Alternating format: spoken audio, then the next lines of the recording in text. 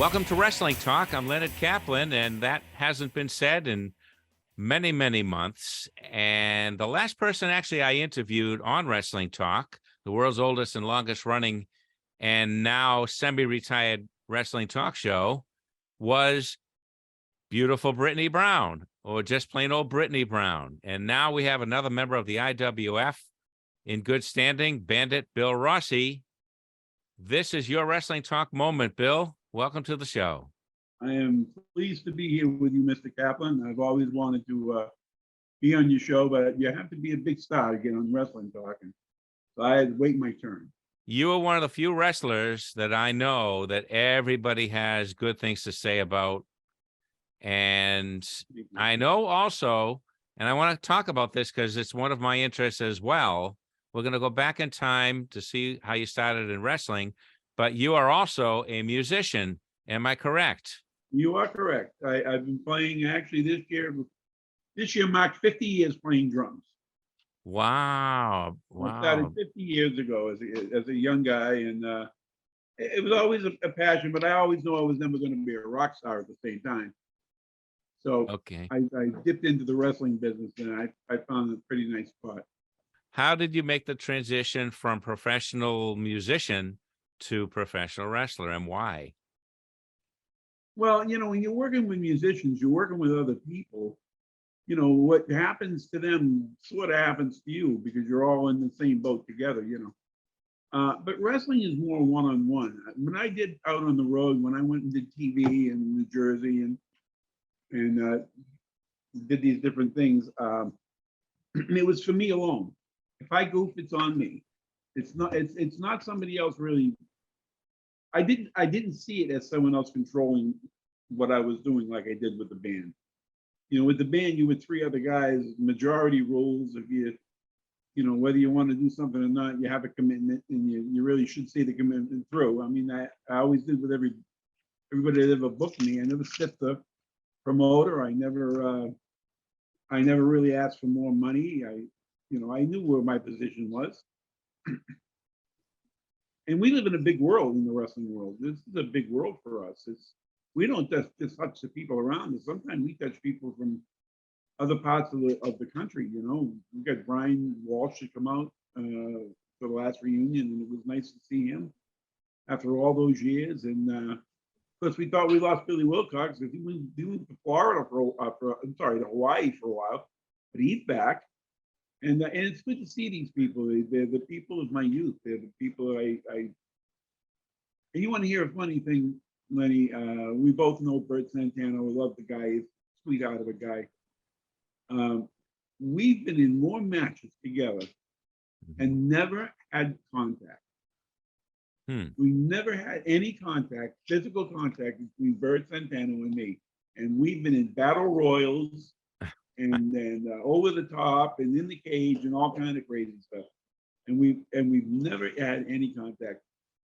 And I don't even know why I'm mentioning that, but it just came to mind, and I'm reminiscing a little bit on the business and the people that I met and the people that I got to meet, including yourself. To the outside world, this is a big deal.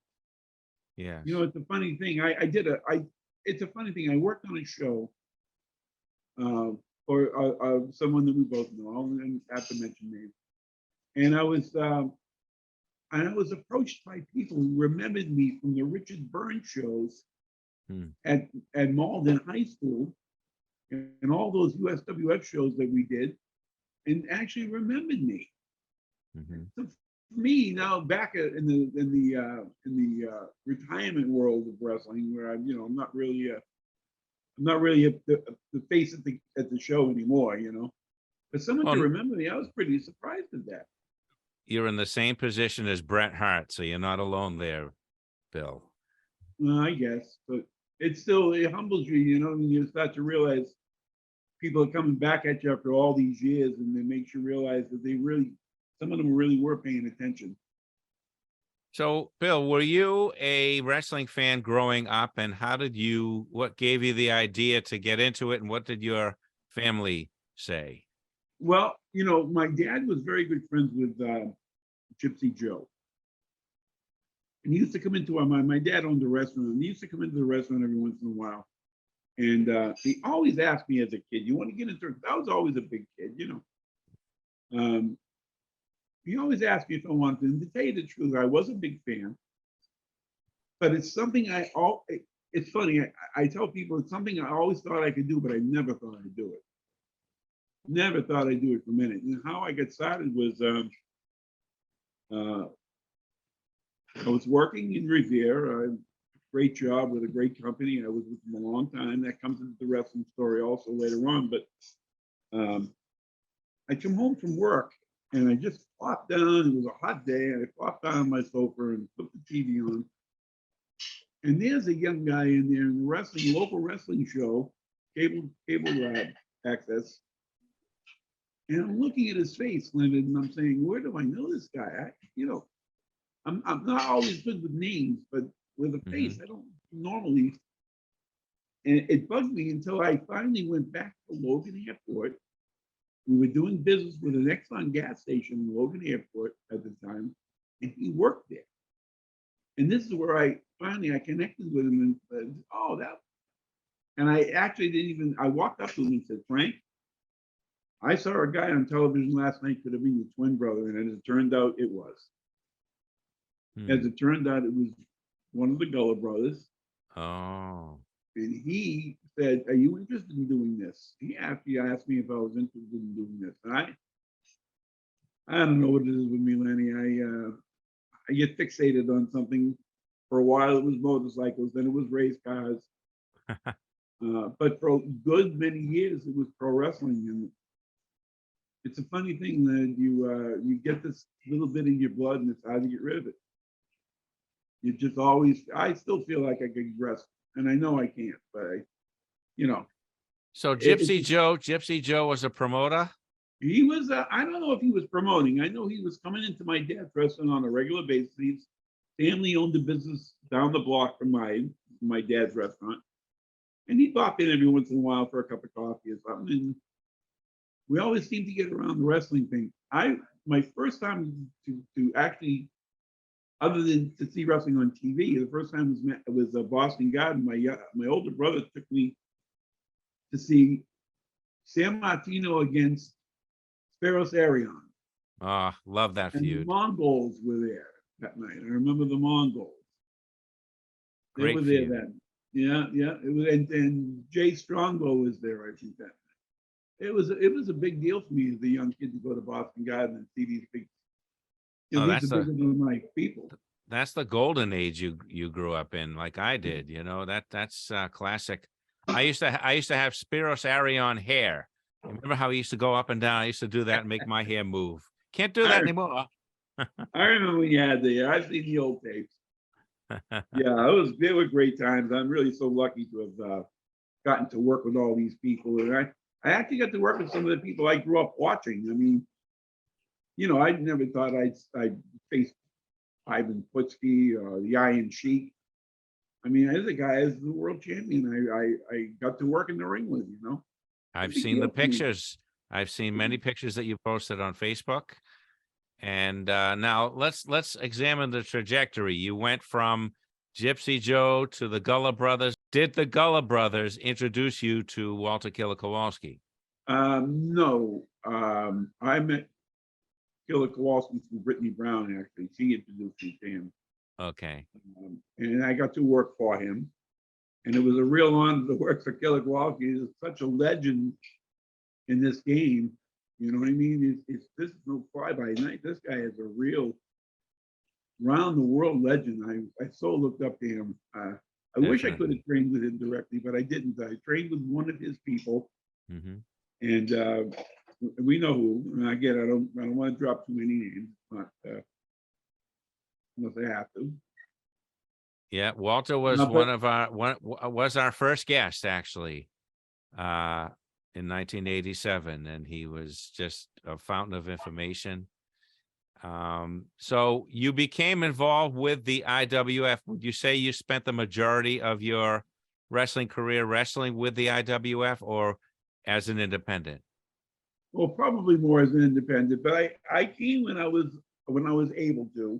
one thing my friend John Callahan reminded me of when I went to see him in his 40th anniversary down, he was running a show down in his area, and we talked about the 40 years and all the years and what happened to them.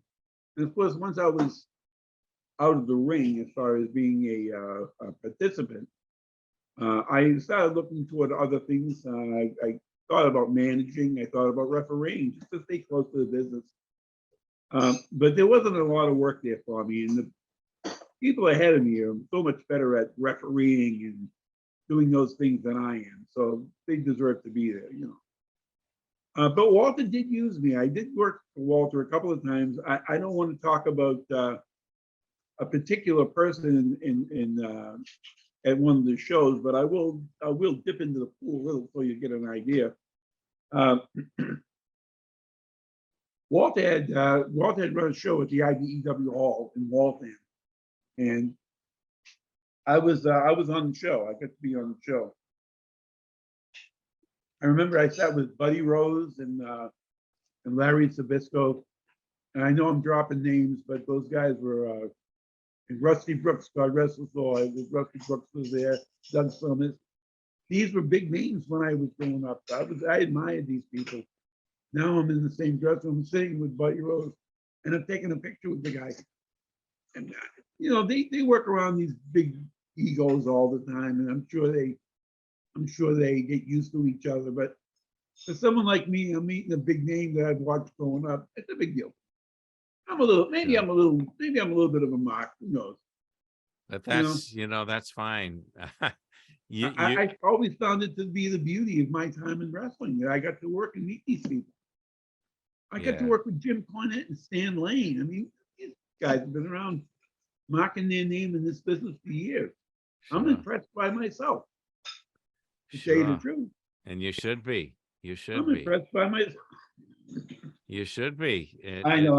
I'm kidding with you. Not many people can say that they just follow their dream. Many people are stuck in jobs that they hate, and they're miserable through their whole careers, and they never get to do the things and go to the places that you have gone.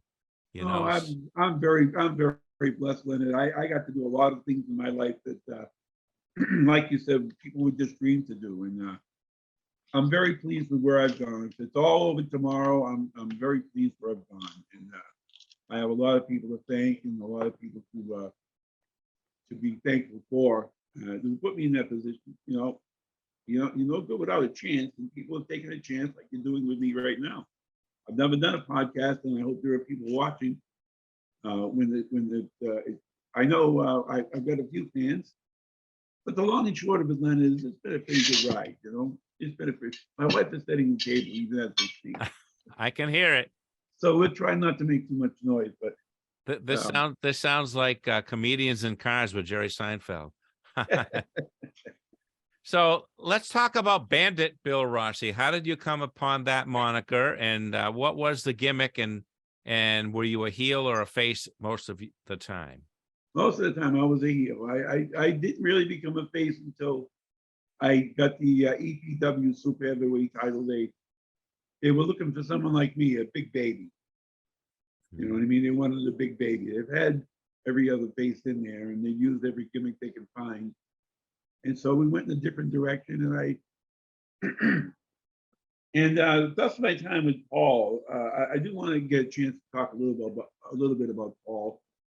When I met Paul, he had come to the school. Paul Fay? Paul Fay.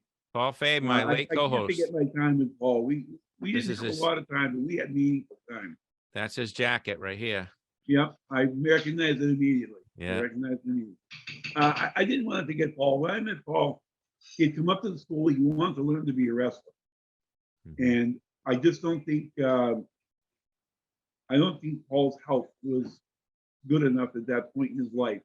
Yeah. To take on a very grueling. I mean, this is it's a hard thing to learn how to do this stuff, taking bumps and stuff. And, yeah. But I always was grateful that Paul found his niche in the business, and that he was able to stay with it.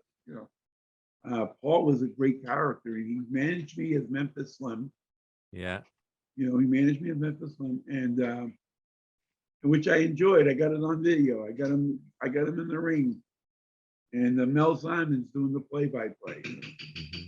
So I got some nice history with Paul, But he was getting sickly as he was taking bumps, and he finally realized he just wasn't going to be able to do that. Yeah. And so I concocted that idea with the camera. And we talked about the camera briefly. The match with David Schultz. Yes. Oh, yes. Episode number 4, I believe, on Wrestling Talk was devoted to that. When I saw it, I said, "Gee, I wish I could have been there for that. That would have been nice to show my side of the story." But maybe we can take a moment if you don't mind. I was there. Well, what happened was when Paul, would you give me something to drink? I'm sorry, I'm on a live podcast. Thank you, John. My wife, my lovely wife. We were on the show together. That camera, that camera was a camera that was purchased in Japan by a piano player friend of mine that I worked with for many years. And he just elevated his game. He got better cameras and gave me that old camera. And it wasn't really working well anyway. So I concocted this idea with Paul. I said, "Why don't you just take the camera gimmick? I got a flash drive that still works. It'll look nice." We didn't put the flash on. I don't know why he didn't put the flash on. Would have been nice to get Schultz in a zap shot before he took the camera from Paul, But the long and short of it was we came with this idea, but it wasn't for Schultz. It was for him and I. I was going to be the Schultz part in that. I see. And we got to the show that night. We needed something. He needed something for the show. He needed something more show than I needed something for my show. So he had Burns there with the cameras. We got a big name. Now sometimes there's not when I'm doing it, when Schultz is doing it. And he did a nice job with it. He did a real nice job. He sold very well. He bled like crazy. Boy, he must have had quite a gash on him. He did. Because he was bleeding pretty good. And and when it was all over, I said, that was supposed to be me. But boy, am I glad he did that. Yeah. He did it with great execution. He really did. I was impressed by Paul. You expect it from Schultz. He's a professional. He's got to know how to get it over. So let me get this straight. You were supposed to be hit with the camera. Paul was supposed to get hit with the camera, but by me, not by Schultz. Oh, I see. Okay. So I took my gimmick and I gave it to them. I gave this idea to them to do the show. And so I sacrificed my gimmick. No big deal. It's a Paul. And Paul was one of us. Paul was one of us. And that was very generous, Bill. Oh, I liked Paul a lot, and I always felt bad because he wanted to wrestle and he couldn't. And I always felt like, let's get this guy something to do in wrestling so he can be a part of this, Yeah. So and I gave it to him. I wasn't looking for a pat on the back. I was just happy that he did it, and he did it well. He didn't just squander it. I wanted to do just like what it looked like. It came out beautiful. He fought Bandit Bill Rossi. Bandit Bill, okay. Now, what kind of a guy is this Bill Rossi? Would he have been enough to make Dr. D that mad? Yeah, Bill Rossi can be pretty rough at times, yeah. He could have just laid on him and pinned him, right? Mm-hmm. But he continued to come off the top rope with elbows in the guy's throat, landing on top of him. I mean, he did that like 4 times. I mean, it was terrible. The crowd seemed to enjoy it too. Well, I don't know. It's sadistic crowds nowadays. Yeah, I mean, I guess the crowds like the violence, and that's why Dr. D is, liked. He took a nice bump. Now tell us a little bit, because this is still very, very mysterious to me, because that was the era of kayfabe, and the audience obviously didn't know that it was a work, and even I was just starting to get into the behind the scenes stuff, and I never spoke a word, or he never spoke a word to me, David Schultz. I never got to meet him. How did this come about, and with Paul and everything? They were talking in the dressing room, and I remember turning to Paul and I said, they were going to use Paul in some gimmick here. They were trying to figure out how, and it was just supposed to be the camera taking the pictures, take the camera away, Yeah. go to the trash can and walk out. It wasn't supposed to go to the depth that it is. As far as I knew, I didn't know we were gonna gig. I didn't know we were gonna smack the camera against the steel post. Right. I knew the camera was no good anyway, and of course it was a good idea. I wish he had really ripped the thing apart. Could have just snapped the door off and made it more visual. But I thought he did a good job, and the whole thing was, it was not about Schultz at that point. It was about Paul. Right. Paul's the one who got knocked down. Paul's the one leaving bleeding. That was what it was about, to me anyway. The thing is, you should give yourself credit as a booker, because you basically booked that. And that was right. The timing of it was brilliant, because this was after the John Stossel incident. Yes. And everybody knew how infamous Dr. D was. So when this happened, it was 10 times more believable than it would have been without the John Stossel thing, I believe that. And also the fact that where it took place was not a big Madison Square Garden venue. It was a high school in Everett. Yeah. I believe it was Everett High School. No, Malden High School. I believe that. Yeah, it was Malden. It was Malden, because Um, that was my first independent match that I went to, was that. Wow. Yeah. Wow. So we all made a little memory here. Yeah, it's unbelievable. I remember walking in there and people going kayfabe, like, they didn't know who I was, and I go, what are they saying? Yeah. Paul explained what they were saying and why, and that was my entry into the world, and then when I saw him, I think he warned me that was going to happen. Otherwise I would have, it looked real. I probably would have freaked out or something, But anyway, have you booked? I call that booking a match. Did you ever do anything like that again? No, not really. No, and I didn't really even see it that way. I was just looking to do a friend a favor and get him noticed. And that's what happened. He got noticed. It turned out to be a good thing for Paul, and he got some good TV out of that. It was good. I'm glad to be there for that. If you look at that YouTube page, it's got a lot of views where I put that show. So let's move along here, Bill. So did you do anything, like, did you wear a mask, like, because you called yourself Bandit? What were you like as a heel? Well, you asked me about the Bandit gimmick. I'll tell you the truth. I wasn't Bandit at first. There is a video of me against Eric Frazier at the Wonderland Ballroom. Mm-hmm. I still have it. You can always contact my son Leonard. If there's anything that you need, he can probably find it for me fairly quickly. He knows the whole library. So, but what happened was the first match was on video against Eric Frazier at the excuse me, at the Wonderland Ballroom way back in the mid '80s, and my old boss came and videotaped it for me. That's the only reason why I have a copy. It wasn't a televised cable show or anything. It was just a show that, and I'm not even sure who ran the show, because we had superstar Billy Graham, Salvatore Bellomo, Dominic DiNucci, and I think that might be it. Were the names on the show. And I worked the first match against Eric. And what happened was I had taken the name Bruiser Bill Rossi. Okay. At the beginning. At first it was Bruiser Bill Rossi. And then I hear about a guy named Bruiser Brody. And I said, no, I don't want to use Bruiser. Somebody else is using the name. And then I came up with an idea of my own. I had been playing in my brother's band. I was playing drums in my brother's band. And I used to sing a song called "The Gambler" by Kenny Rogers. Yeah. Hey, Okay. how about that for an idea? The Gambler. We'll use that for a gimmick name. I went as far as designing the straight flush on my deck of cards would be the patch on my trunks, maybe on the side of my boot. I had already decided to design this idea.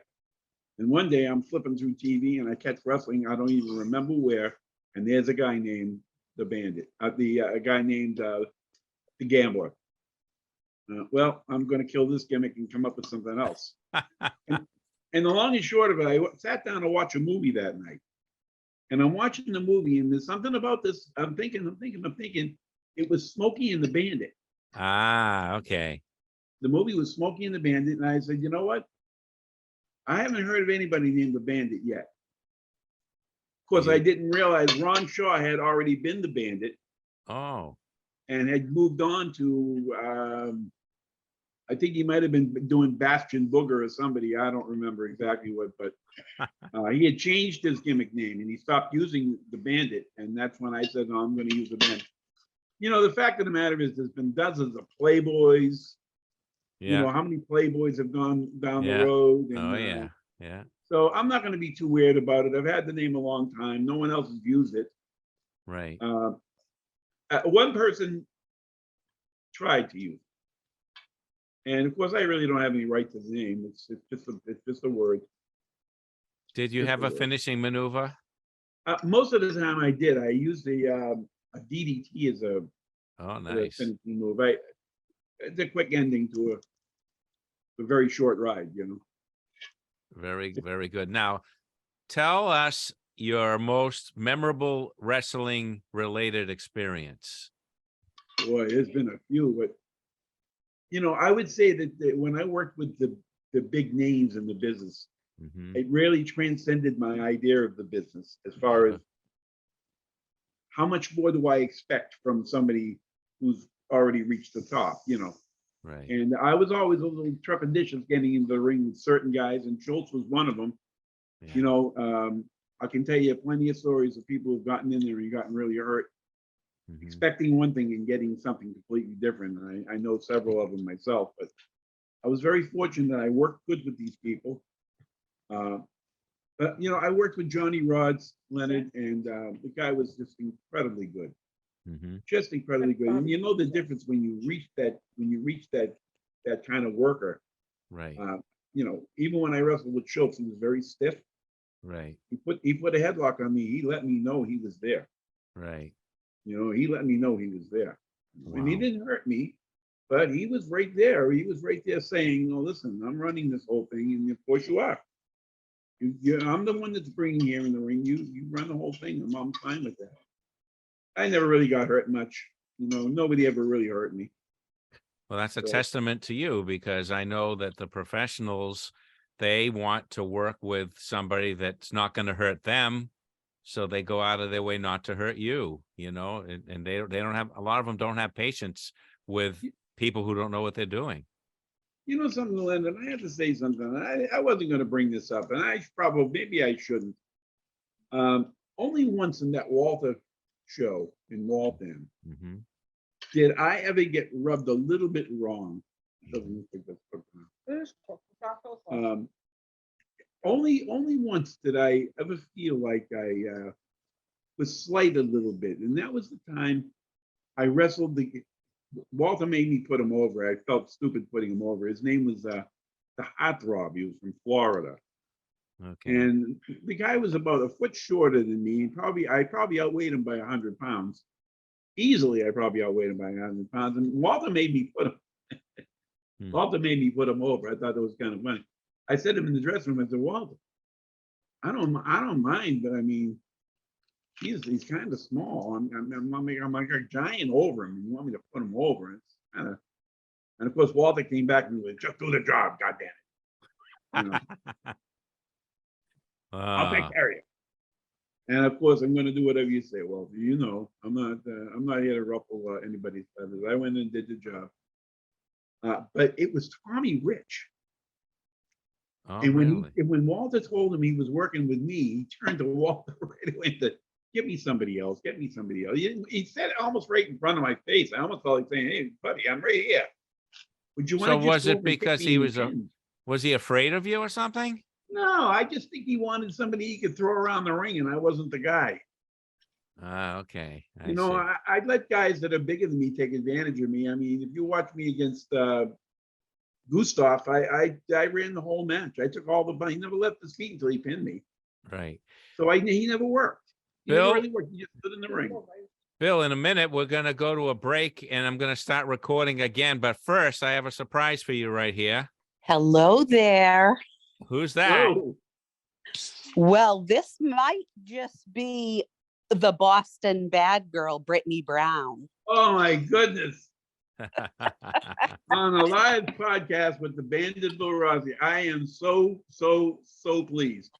Oh, I just had to call and give some of my time to hopefully be involved in your wonderful podcast about your awesome career that you should be so Wow. proud of. I am so proud to have you here with me, Brittany Brown. You've been a constant light in our lives since the very beginning. Oh, you're so sweet. You're the best, Bill. I know. And Len, I'm you're not trying so not to bad let my head yourself. swell up.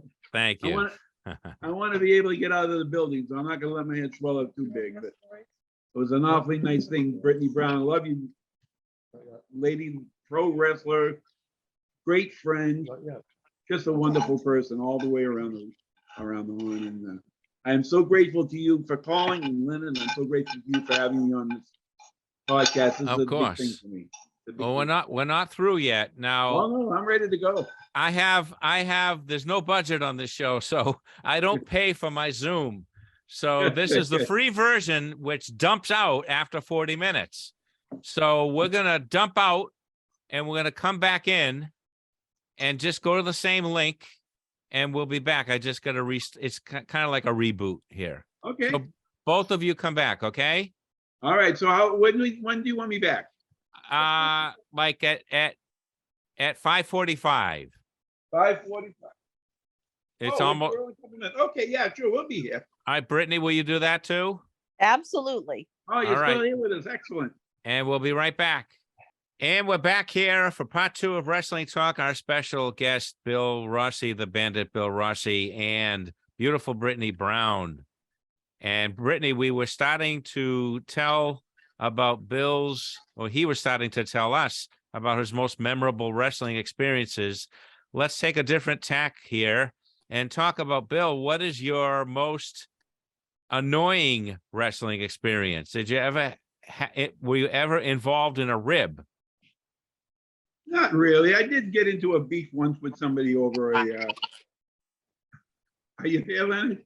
I'm here. We're here. I did get into a riff over a kid once. That just, there's sometimes the kids can be.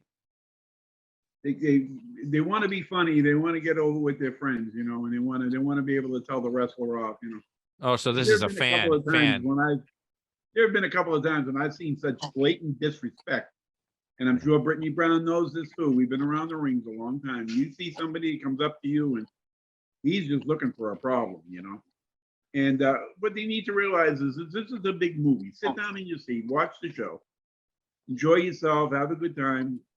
Don't get in anybody's face, because there's going to be one guy that's just not going to be able to deal with it. I dealt with it, and I'm sure Brittany Brown never put her hands on a fan that didn't deserve it. But the fact of the matter is, yeah, those can be annoying, believe it or not. The other thing too is, I have to say this. Inevitably, when you do a show, you go out to eat afterward. Some of your friends, we always seek out a Chinese restaurant wherever we are. It seems to be the norm for us. But the fact of the matter is that some of those people that went to that show are also going to go to that restaurant. Mhm. And I've gotten a couple of times where I can understand what it might be like to be a big star, because if I was a big star, if I was world known, an actor or a singer or something, people are going to bother me every time I go someplace. I got a little taste of it. Hey, can I have your autograph? I'm eating my Chinese food. Let me have my food. We'll talk about, if you want to hang around, I'll do an autograph for you afterward. But right now, I'm just trying to be a person, And so those are the annoying things. But when it comes to the business itself, even what people say in the dressing room, people don't show a lot of respect for you because of who you are or where you came from. That stuff never bothered me. I'm who I am. Accept me for who I am. If I'm not accepted, then it's all right. I'll move along. Brittany, can you tell any stories involving Bill? Oh my goodness. Well, I'll tell you about the first time I met Bill. Oh my, it had to be 30 years ago, right, Bill? Absolutely. Yeah, so 30 years ago, I saw Bill and I thought, my goodness, look at the size of him. He's a good sized guy. And I was so shocked to see the way he was able to fly around being his size. I really was shocked at the bumps he could take.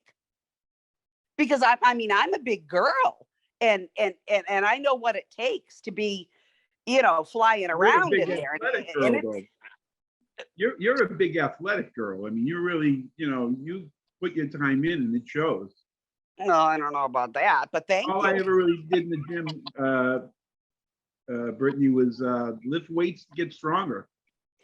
I was never going to be a bodybuilder. I was never going to look like Tony Atlas, but at least I knew if I picked a 300-pounder, if I could get him up and get him over, But that's all I ever did. And I tried picking up girls, but they didn't come in 300 pounds. So is it fair to say that you were sort of in the Mick Foley style of bumps? Well, I think I took a pretty clean bump. I don't think I have the bravery Mick Foley has, that's for sure. I'm not willing to jump on a whole bunch of thumbtacks. I'm sorry. But that's what he does. That's not what I do. I'd be willing to go out there and jump on 300 marshmallows and enjoy the ride. You know what I'm saying? So, Bill, how about Killer Kowalski stories? Do you have any of those? well, like I said, I have one favorite, and that's he asked me to put this guy over. And Brittany, you remember his name was the Heartthrob. He was from Florida. Florida. And I weighed about, I probably weigh anywhere between 75 and 100 pounds more than him easily. And I stood a head over him. And we were talking about this before you got on the cast, Brittany, that I was supposed to wrestle. Walter had given me he gave me a match. He gave me a match against Tommy Rich. And Tommy Rich didn't want anything to do with it. Oh. Tommy Wildfire Rich, right up at the IBEW hall. As soon as Walter introduced him to me, he turned to Walter and said, "Walter, get me somebody else." And then Walter turned to me and asked me to wrestle against this guy, and I didn't mind going against him. I wanted Tommy Rich because he's a name. He's on my resume, of some of the bigger stars that I got to work with. And I'm not trying to be a mock, but hey, look, that's what I got out of this. I got to meet some of these people and work with them, and actually I could say I worked with the guy. And that's what I kind of look forward to. But for whatever reason, he turned to Walter immediately, and I could hear him. There wasn't even trying to hide it. And that's when Walter turned to me and said, "Listen, I'm going to change a couple of things." In so many words, there's so many Walter words. I got to change it. I think that's what he says here. I got to change it. So he gave me this guy, and I'm like, "Okay, Walter, tell me I'm going over now. Tell me I'm going. Please tell me I'll go to a double DQ, anything, but don't tell me you're putting him over, Walter." And he looks at me, he goes, "Just do the job, goddammit. I'll take care of it." And of course, I got to be initiated a little bit when he hollered at me like that. I didn't think he was going to ever holler at me. And I was so looking forward to it. Now I don't feel so bad for being there at the reunions. Yeah. You know what I mean? At least I got all of that by him once.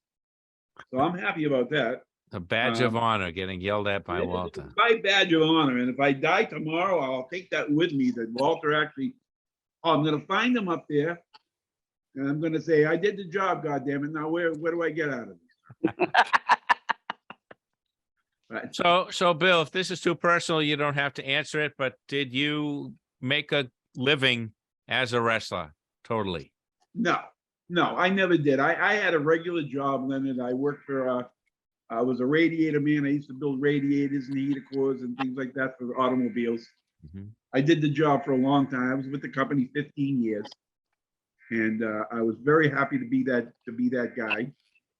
They were great to me. They enabled me the time to go when there was matches out of state, and it would require a little me driving. They always afforded me the time on a Friday or whatever it happened to be, to get out of the shop on time and make shows. You know, they backed me up, and they were good people to work for, and I'm very, very grateful to them. But no, I had to keep one foot in the real world, Leonard. You know, as an independent, I'm not making the money these guys make now. None of us made that kind of money. I hope they did, but certainly didn't come to me. You know, there was never any big money there. I never went anywhere. I never went anywhere.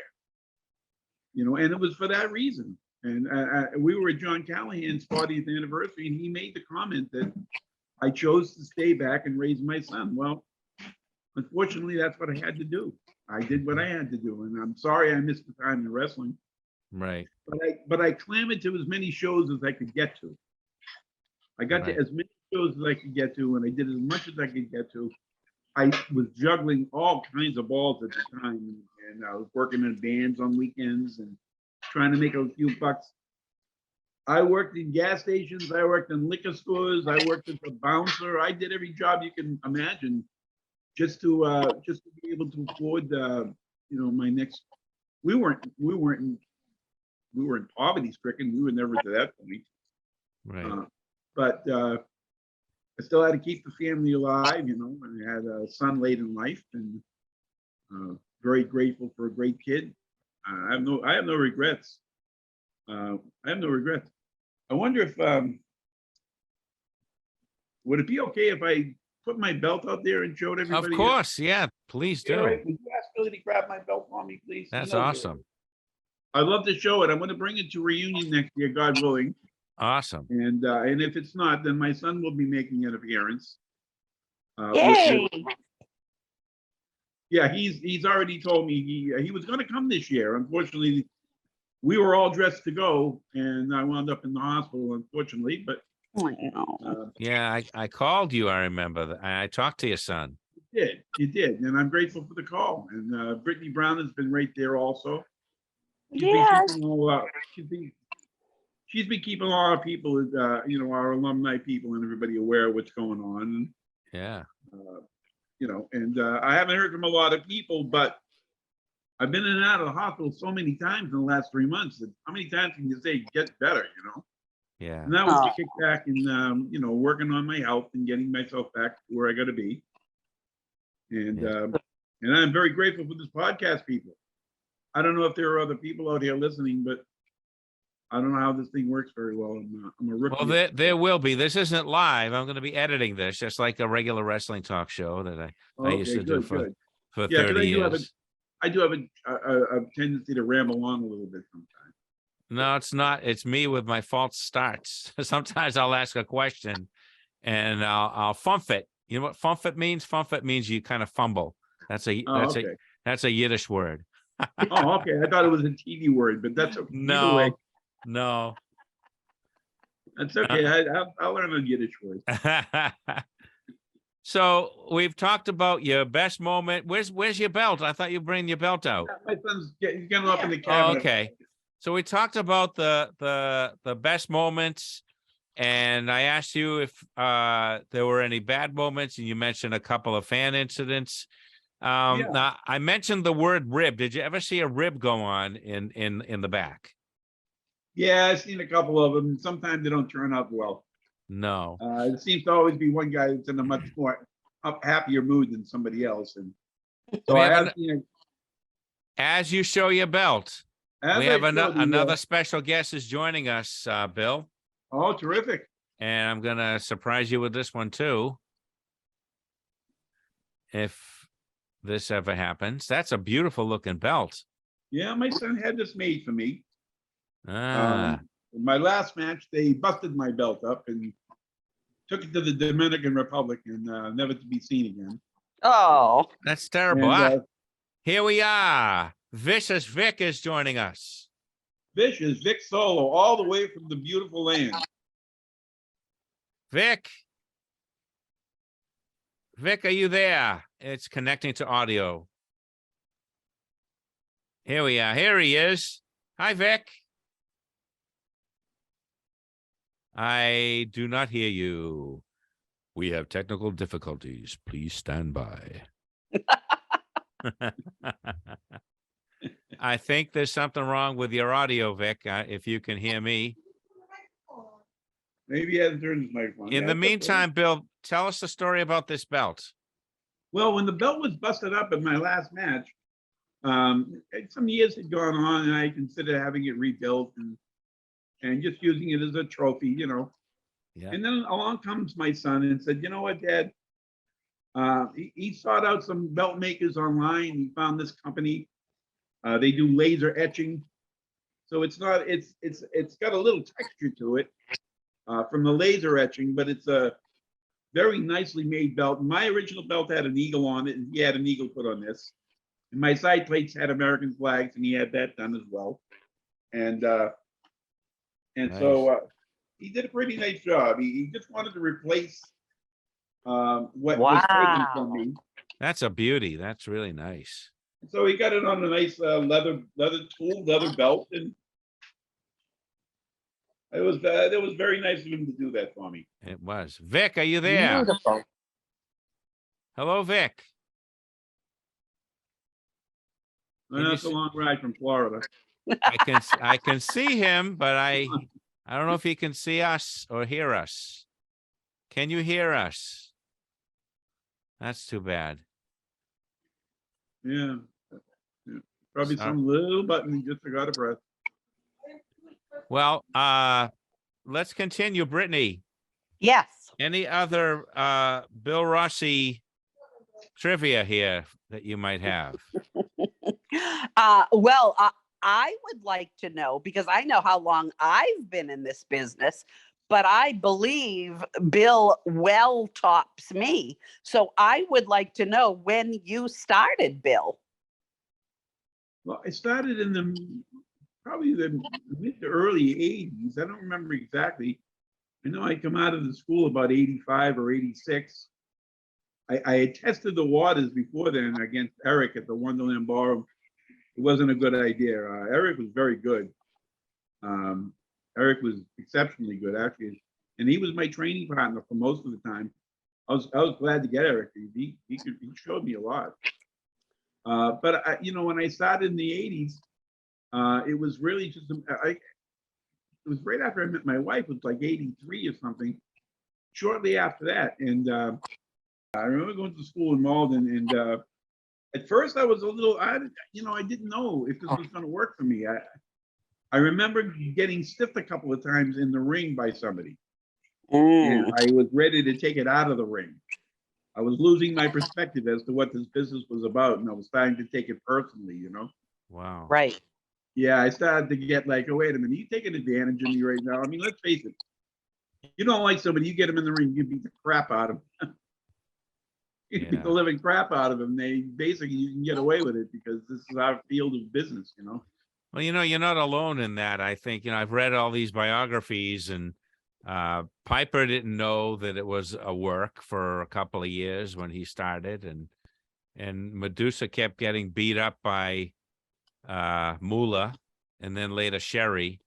So they don't wise up people. The people have to wise up on their own, it sounds like. Yeah. I'm not a wrestler, but that's what I've gathered. I see Vic again is trying to break through. Vic, are you there? Keep working on it, brother. Your mic is not working. His mic is not working.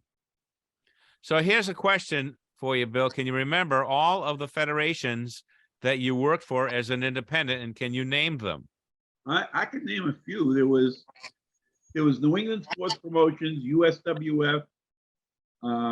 There was I have a tape with all kinds of matches, and they're all on New England Sports Promotions. One I remember when I first broke in. That's what he was calling the organization at that time. And then, of course, I worked for several small promoters who had their own little things going on, and I don't even remember half of them. When I worked for Sylvana Souza, or I worked for Ricky Sexton, Sure. and Rick the Hillbilly. I can't remember his last name, but Big Rick. He was running those shows in Salisbury for a while at the bars up there. Oh, yeah. Did you ever work for Man Mountain Mike? Yes, that's the guy I'm talking about. Okay. I believe his real name was Rick. Okay, I Yeah, believe you. I don't Yeah. know all the real names of people, but yeah, he was a lot of fun when he came on Wrestling Talk. Yeah, yeah. And the poor guy really couldn't work. I mean, Yeah. he really had a hard time working from the size being so big. Can you tell us a little bit about, and it's an interesting part of wrestling history when the AWA merged with the ICW for a while. Paul was wrestling at that time, and I know you were wrestling along with Paul Fay. There you go, brother. How you doing, man?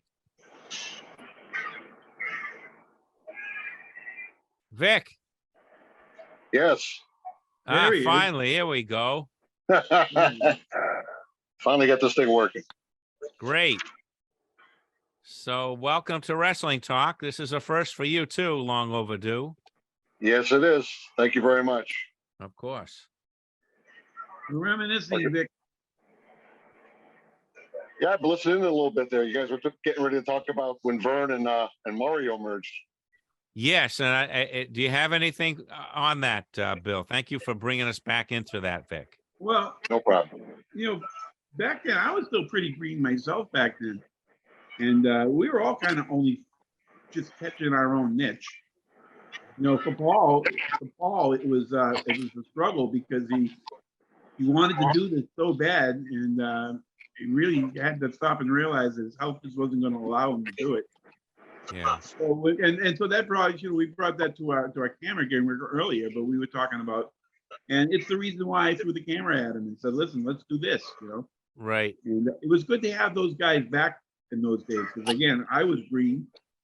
I remember when I did my first TV for ICW, they paired me up with this guy called the Last Warrior. And I remember Vern Gagne said to him, how long you been in the business? And he told him, and then he asked me, and I said, and I told him how long I'd been in the business. And he turned back to the Warrior and said, you run the match. He had no idea what to do either. He had no idea. He knew less than me, that guy, you know? Wow. Take a 280-pound guy and put him in a flying headlock. You don't know me, do you? It didn't last long. Now, Vic, you were a heel as well, and Bill was a heel mostly in his career. Did you ever work together? Never. No, we never did. Never did. We No. never did. I'm sure we've been on shows together because I remember Vic, for some reason, from his pictures, from older pictures. I look at him in younger days when he was with Brittany, and I look and I go, why does this guy remind me of somebody? You know, I took a lot of DDTs myself from Richard Burns over the years. So I could be a little foggy. I could be a little foggy myself, you know, very likely. Yeah, Bill, you know where you probably recognizes him from is Vic managed me on several EPW shows that I'm sure you were on. Right. Okay. Yeah. Either that, Right, Vic? either that or the post office. I'll tell you what a memorable night was. We went to Patty's house and had homemade pasta. She made homemade pasta with the flour, the whole thing. I told my wife, she was my girlfriend at the time, I said, you know what? You're gonna have to freaking step it up. That's right. When those pasta makers came out on television, I, of course, had to get one. And yes, I made pasta from scratch. And I have to tell you, I swore at that time that I would never buy box pasta again after I made that. Bill, is there anybody in professional wrestling that you met, not necessarily work with, that you were in such awe of that you couldn't believe it? Yeah, I would say, yeah, Buddy Rose was one. Mm-hmm. I admired him when I was growing up. He was a heel, but he just touched me the way he used to work. He was amusing. He could still take the bumps. He could still do his one-arm push-ups. I was impressed by that guy because I was a fat guy too, you know, and I never did it. Well, I was never able to do a one-arm push-ups, you know. But I always kind of had kind of one of those people like, all the kids want to meet Hulk Hogan. It's all well and good. They're all snake fascinated for the most part. But there were people that I grew up watching, and he was one of them. Buddy Rose, Johnny Rods also. He kind of took to me, Johnny Rods, when we worked. And we wound up singing afterward singing Spanish song. He was teaching me how to sing Spanish. But it was everybody I worked with. It was all these names, all these people, and all the people who came with those people. Like I said, the people that come to our reunions every year, they mean every bit as the same to me as these big stars that I got to meet and something I got to work with. They mean the same to me. They're not lesser in my eyes because they weren't big superstars with T-shirt endorsements and action figures and all that stuff. They're the people I grew up working with and seeing all the time and building a respect with. And the way these people have treated me since I've been coming to these reunions, I came from a big family, but it wasn't a great upbringing, and so these people mean a lot to me. And I want them to know that. I really do. I want these people to realize that what we had was more than just time in the ring in my eyes. It was more this brotherhood and sisterhood. Because I have to tell you, I don't think any less of the women. The women have been very important, and especially Brittany Brown. I'm not saying it because you're here, honey, because I've said it behind your back. She's been a great friend to my family, and she's been here a long 30 years, a long time. I meet people in the wrestling business. This is true that you'll never see again. Right. You'll never see again. Their paths are in different directions, and that's the way it goes. But the things that we have here, boy, I tell you, I was more irritated that I missed the reunion than I was that I was in the hospital on a ventilator. Oh, And they were saving my life. You know what I mean? And I was more annoyed that I missed I sat in that hospital after I got off the ventilator. I was brooding there for a while. I missed the reunion. I wanted to see my friends. Time is valuable. It's more valuable than people realize. In the time we have left, I'm going to mention, and I'm going to ask Vic and Brittany to mention an IWF member, and you can just say a couple of words about him. The first one I'm going to mention is Chris Duffy. Chris Duffy. I got to work with Chris again. Blessed, an awesome guy, an awesome wrestler, just the sweetest guy in the world. I miss Duffy. Brittany? I miss Duffy. Brittany is immeasurable. She has no boundaries. I've watched her for the last 30 years. She owns her universe, and I'm grateful to have her as a friend. And Brittany, can you mention someone to Bill? how about Brian Walsh? We were never the best of friends back in the day. He was one of those Eric Frazier types, a high flyer, always thinking about what his performance was going to be. That's why I always looked good when he was in the ring. He knew how to take the bumps and he knew how to get it over. And yeah, I'm glad he came, Brittany. I know you were instrumental in getting him there that year, but I'm glad he came because Brian was a good guy. He was a good guy. Okay, so now talk about Vic a little bit, and then Vic is going to give you another name. Vic welcomed me from the very first day I showed up. When he introduced me that very first time, I was shocked that he did it because, again, I'm just there as a guest at this point. I'm not sure I even accepted in this group at that point, but Vic was one of those guys that never made me feel like I didn't belong there. He welcomed me in, and he made me feel like I belong there. I am forever grateful to Vic for that. I'm very grateful, brother. You deserve it, man. I'm very grateful. Trust me. You deserve I it, look brother. at my background, where I come from, and I think to myself, I even said this to Patty one night. Am I even respected in that room? I mean, people looking at me and going, "Oh, that's the guy who, and of course, Brittany convinced me that nobody in there thinks that way of me, and I believe her. But it's still something to have people ask you to sit with them. And when somebody sends you a drink or something like that, and you know, always grateful to my brothers and sisters, Vic.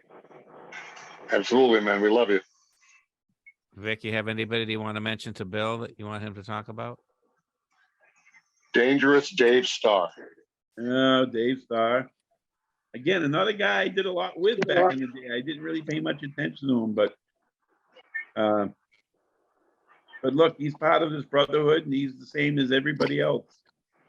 In my eyes, you know, I respect him, and I'm glad to be a part of this. A guy I don't want to forget a couple of people, and Bert's one of them. Oh, yeah. Bert's Absolutely. one of them. Get Bert. I've known Bert since the very beginning, and he was in there up there training with me, but he was already out there working, you know. But he was another guy. All the years I told Leonard this earlier, all the years that we were in battle royals, we never had any physical contact. Wow. All Damn. the battle royals, if you look at them, the battle royals and the over the top things and within the cage things, all of those things, I never had any physical contact with Bert, not even a chop. Wow. It's amazing. I think that's pretty amazing. I think All that's right. amazing. You know, and I don't want to forget Ronnie D. Because Ronnie D, we had a few laughs at the Speedway, and I kind of cemented a little bit of a friendship with Ronnie. We had some laughs at the racetrack those few times we did Thompson Speedway. Ronnie's a good guy, real good guy. I love Ronnie. Last So, one. like everybody else, I'm just I'm attached to all you guys, and I'm going to be there until somebody tells me I can't be there. One more name, the Pink Assassin. Oh, glad you picked him. Was a nice guy. You know, I used to see him when I was outside of wrestling. He worked at one of my business accounts, and so I see him every once in a while. And I used to say, you know, we put that mask on, you're just a completely different person. I would never have guessed you to come walking with tiptoeing to me like you did. Tiptoeing funny. at me with the little pink boots and stuff. Oh my God. The little pink outfit, that's what it was. Well- I'm glad to see him too. Last time I saw him was at Richard's funeral. That's the last time I saw him. But I'm glad he showed up too. All right. Unfortunately, we're running out of time. It's got a minute and 10 seconds left. So, Vic and Brittany, thank you very much for joining us here on Wrestling Thank you Talk. guys for coming on this. This was great. Thank Of course. you. And Of Bill, course, thank you. Did anybody see me? Absolutely. we can Yep, see sure you. can. Oh, okay, I didn't see him because I can't see you. All I can see is Leonard every once in a while, and it's still of Vic. Yes. That was taken And at I think I Epcot. had your pit bull on the screen. All right. Well, thank you, everybody. This is Leonard Kaplan for Wrestling Talk Special, telling you all to stay in the ring.